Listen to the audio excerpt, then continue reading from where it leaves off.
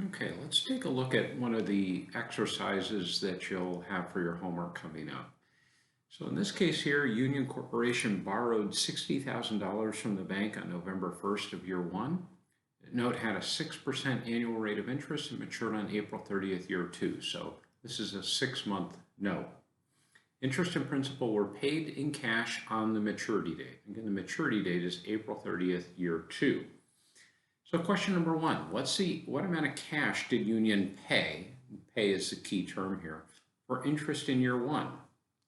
Well, that would be zero because it tells us that interest and principal were paid in cash on the maturity date. So we don't have to pay anything for interest in year one. Next one, what amount of interest expense was reported on the year one income statement? Well, for year one, we would have had 2 months would have elapsed, right? November and December.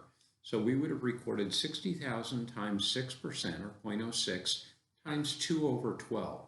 Now remember the denominator here is 12 because this is an annual interest rate. Just because it's a 6-month note doesn't mean we're going to change the denominator. It'll always be 12 or 365.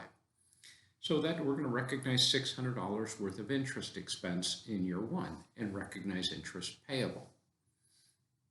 Next question, what's the amount of total liabilities that was reported on December 31st, year one?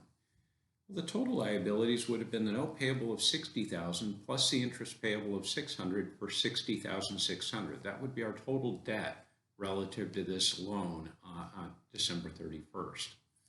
I'm going to skip D and go to E. I don't agree with the order in which they did these, so we'll skip over that one. You'll see it though. So they ask us what year two interest would be. Well, in year two, we're going to have January, February, March, and April. So 60,000 times 0.06 times 4 over 12. Notice when we add the two numerators here, 2 and 4, we get the term of the note, okay? So times that, we'll get $1,200 worth of interest. So then it asks what amount of cash would be paid to the bank on April 30th, year two for principal and interest.